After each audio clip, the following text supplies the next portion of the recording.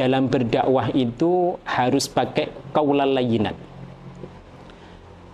Ada onen-onen Jawa yang entah mana dari sumbernya mengatakan demikian. Yen siro kasar menuso podo bubar, yen siro alus menuso podo kepengin ketemu terus. Itu bagus itu.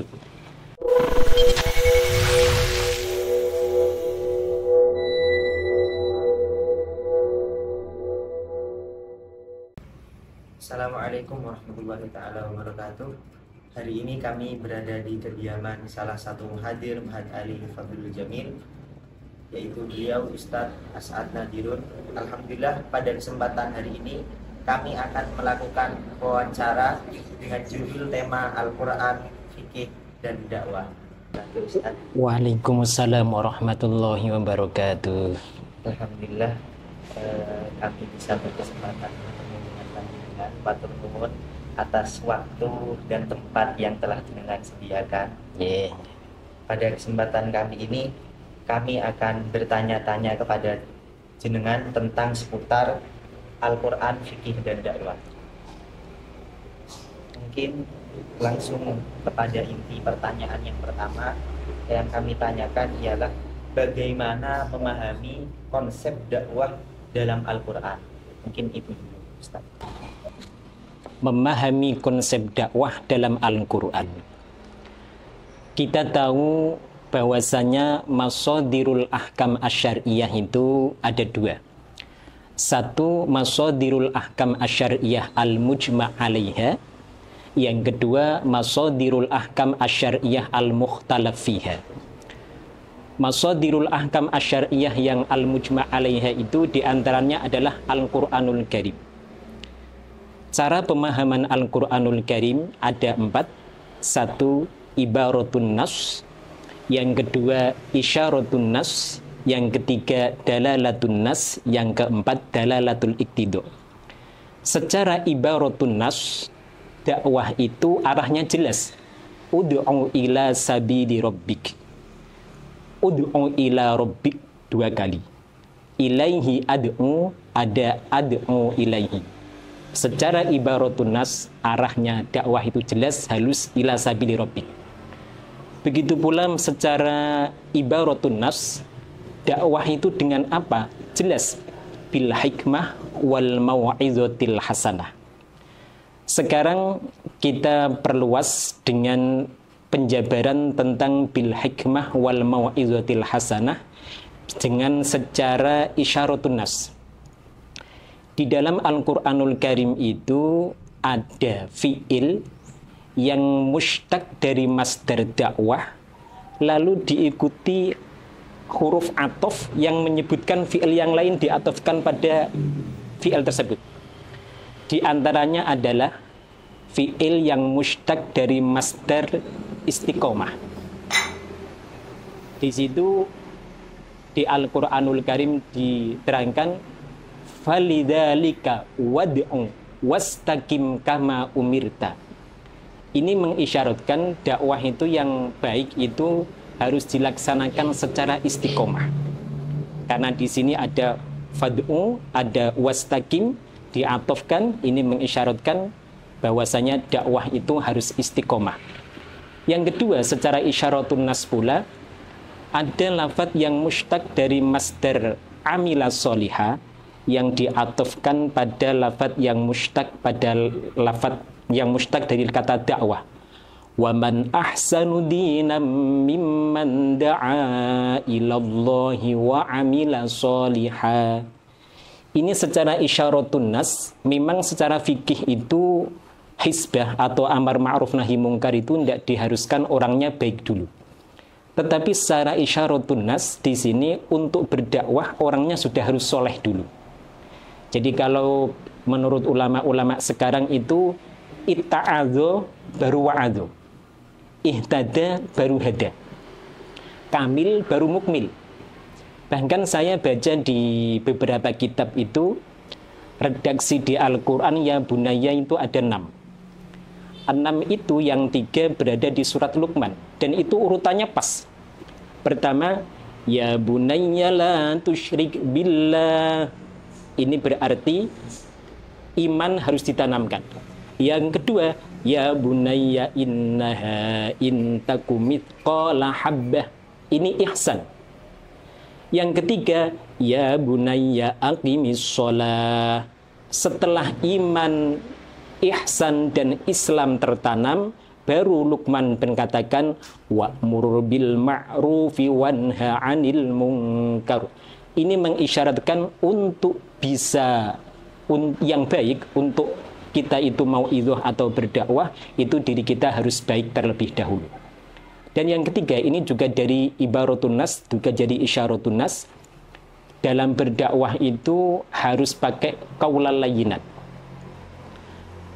Ada onen-onen Jawa yang entah mana dari sumbernya mengatakan demikian. Yen siro kasar menuso podo bubar, yen siro alus menuso podo kepengin ketemu terus. Itu bagus itu. Dan ternyata makalah itu tidak sembarangan. Satu, berdasarkan ayat Al-Quran, di situ walau kunta fazzan ghalidhal qalbi lam faddu min haulik. Nabi, seorang nabi yang ahsanan nasi khalqan wa khuluqa, itu saja terkena undang-undang walau kunta fazzan ghalidhal qalbi lam faddu min haulik. Yang kedua, sabda dari Sayyidina Ali, khalitun nas mukhalatotan immutum bakau alaikum wa in ishtum hannau ilaikum.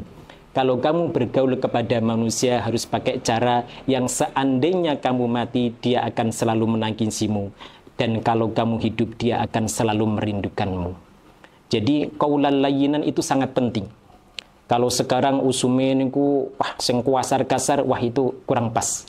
Karena harus waqula lahum qaulal layyinan la'allahu yatadakkaru aw yakhsha. Ada cerita Khalifah Harun Ar-Rasyid itu ya khalifah di saat itu. Didatangi oleh seseorang. Wahai khalifah, saya datang ke sini untuk memau'izai kamu. Wasbir li'anni, dan kamu harus sabar karena saya datang ke sini bukan sekedar menyampaikan mau'izah, tapi saya akan marah dengan mata yang merah.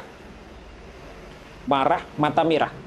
Itu katanya Harun Rasyid, la fa innallaha qad arsala man huwa khairun minka ila man huwa syarrun minni wa qala faqula lahu qawlan layyinan la'allahu yatadakkaru aw yakhsha.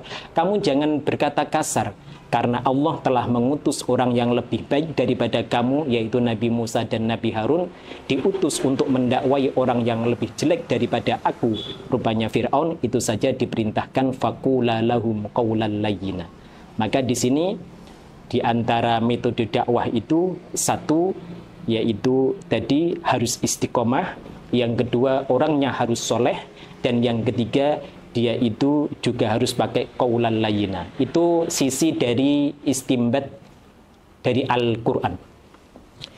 Dari sisi yang lain, karena masadirul ahkam asyariyah yang mujma' alaih itu diantaranya adalah as-sunnah, yaitu metode dakwah yang harus kita pakai itu diantaranya adalah tahsinuz zayyi wal hay'ah. Nek berpenampilan ku yo sing sopan, paling tidak menghargai yang mengundang, juga menghargai alma mater kita. Dan itu ternyata tidak sembarangan. Buktinya dalam kitab Al-Manhajus Sawi itu Rasulullah itu didatangi para sahabat. Ketika didatangi para sahabat, di saat itu Rasulullah berada di dalamnya Sayyidah Aisyah. Ternyata Sayyidina Rasulullah sebelum keluar menemui para sahabat itu, kata Sayyidah Aisyah, fara'aituhu yattali'u fil ina alladhi fihil ma yusawwi min lihyatihi wa ra'sihi al-karimah. Saya lihat sebelum Rasulullah menjumpai para sahabat, Rasulullah itu melihat bejana yang ada airnya dibuat untuk bercermin. Lalu yusawwi min ra'sihi wa lihyatihi al-karimah. Rasulullah sudah makhluk yang paling ganteng sedunia, itu merapikan rikmonipun dan merapikan jenggotipun. Lalu ditanya oleh Sayyidah Aisyah, awataf'alu dzalika ya Rasulullah? Ya Rasul, masa jenengan harus melaksanakan yang sedemikian rupa? Itu kata Rasul, innallaha yuhibbu minal abdi ayyatajammala li ikhwanihi idza kharaja ilaihim.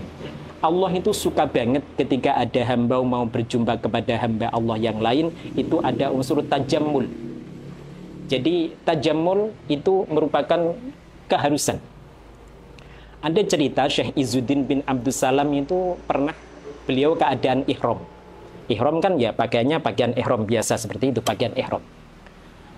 Lalu di antara para orang jamaah haji yang ihram ini ada yang melanggar syariat.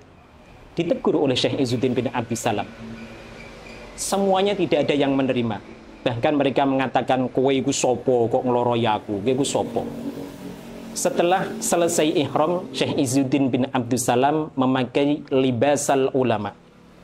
Ketika sudah memakai libasal ulama, lalu dia menyampaikan sebuah syariat, menyampaikan amar ma'ruf nahi mungkar, ternyata seluruh orang itu menerimanya. Karena dia tahu bahwasanya, oh ternyata orang ini adalah ulama. Maka dalam Al-Manhajus Sawi diterangkan, kalau memang bertahsinu zayyi wal hay'ah bertujuan seperti ini, maka nanti hukumnya jadi sunnah karena menjadi penyebab diterimanya sebuah kebaikan. Yang kedua yang dari dalil as-sunnah itu, diantaranya ini yang juga tidak kalah penting, mukhotobatun nas bima ya'kilun.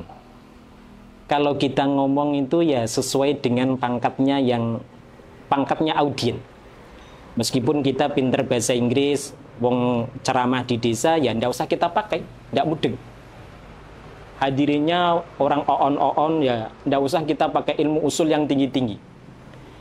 Dan itu ternyata dalil hadisnya banyak. Nahnu ma'asyirul anbiya umirna an nukalliman nasa ala qadri uqulihim al-hadis au kama qala. Bahkan Syekh Nadir bin Shumel itu pernah bertemu Imam Khalil. Imam Khalil yang terkenal itu, Imam Khalil ditanya, ya Imam saya mau tanya. Ketika ditanya itu, fa'abtu'a fil jawab. Gak jawab-jawab. Lalu Syekh Nadir bin Shumel tanya, Mbah jenengan jering ngalim kok tak takoi gak nang jawab-jawab. Katanya Imam Khalil, pertanyaanmu sebelum selesai, saya sudah selesai untuk menjawabnya. Hanya saja yang membuat saya agak lama menjawab, dikarenakan saya cari bahasa yang lebih mudah agar kamu faham. Dan jawaban Imam Khalil ini disampaikan Syekh Nadir bin Shumel kepada Imam Ibnu Qudamah. Imam Ibnu Qudamah langsung tertawa. Oh, hebat juga ya, bijaksana juga Imam Khalil. Bahkan ada cerita, Imam Syafi'i itu kalau belajar pada Muhammad bin Hasan Asy-Syaibani. Muhammad bin Hasan Asy-Syaibani ini muridnya Imam Abu Hanifah. Kata Imam Syafi'i, seandainya Imam Muhammad bin Hasan Asy-Syaibani ini cara menerangkan pakai standar akalnya, maka kita semua tidak ada yang faham. Namun alhamdulillah dia tidak memakai standar akalnya, tapi memakai standar akalnya murid-muridnya, sehingga mudah difaham. Jadi kita ingat pesan Rasulullah kepada dua sahabat hebat, yaitu sahabat Mu'ad bin Jabal dan sahabat Abu Musa al-Asy'ari. Pesannya itu 6. 3 fi'il amar, 3 fi'il nahi. Yassiro wa la tu'assiro, basyiro wa la tunaffiro, wa tatawa'a wa la takhtalifa. Jumlahnya 6. Sehingga di sini kita harus menyampaikan dengan bahasa yang mudah. Kenapa? Karena lisan itu ada yang dipuji oleh Allah, di antaranya lisannya Rasulullah Muhammad sallallahu alaihi wasallam, yaitu pakai redaksi fa innama yassarnahu bilisanik, itu disebutkan di Al-Qur'an 2 kali. Itu konsep dakwah semacam itu. Untuk pertanyaan yang kedua Ustadz, bagaimana perantara dakwah dalam membangun masyarakat Islam? Peran dakwah dalam masyarakat Islam itu sangat penting sekali, karena perlu kita ketahui ada 2 perkara yang tidak boleh terpisah, yaitu ilmu yang amaliyah dan amal yang ilmiah. Itu tidak boleh terpisah. Dan amaliyah yang terbaik adalah amaliyah yang sesuai dengan syariat. Dan syariat Islam itu banyak sekali, dan seluruhnya itu terkumpul dalam 2 hal. Sebagaimana diteraskan oleh Imam Ar-Razi dalam tafsir Mafatihul Ghaib, yaitu at-ta'zim li amrillah wasyafaqah ala khalqillah. Salat bentuk at-ta'zim li amrillah. Puasa Ramadan bentuk at-ta'zim li amrillah. Zakat bentuk at-ta'zim li amrillah wasyafaqah ala khalqillah.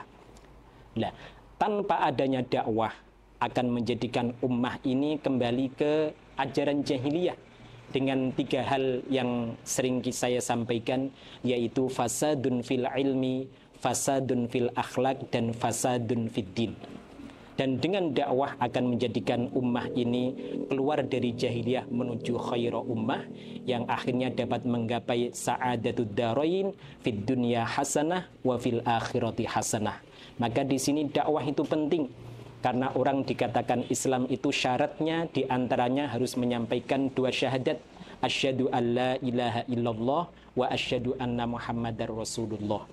Berani mengatakan la ilaha illallah ini berarti tahqiqul ubudiyah. Kita harus membuktikan diri bahwasanya kita itu hamba Allah. Kalau Allah memerintahkan kita puasa Ramadan, berarti siapapun yang melarang puasa Ramadan harus kita tolak. Kalau Allah memerintahkan kita sholat fardu 5 waktu, berarti siapapun yang melarangnya harus kita tolak. Karena kita sudah menyampaikan la ilaha illallah, berarti ada unsur tahqiqul ubudiyah. Yang kedua, Muhammadur Rasulullah. Ini sering-sering disebut dengan thoriqul ubudiyah. Kita tidak mungkin bisa beribadah dengan baik kecuali dengan 1 jalan saja, yaitu mengikuti syariat Rasulullah Shallallahu Alaihi Wasallam. Dan masyarakat tidak mungkin bisa mengikuti syariat Rasulullah kecuali dengan adanya dakwah. Maka di sini peran dakwah itu sangat-sangat penting agar menjadikan umat ini bisa menggapai sa'adah fid dunya dan sa'adah fil akhirat.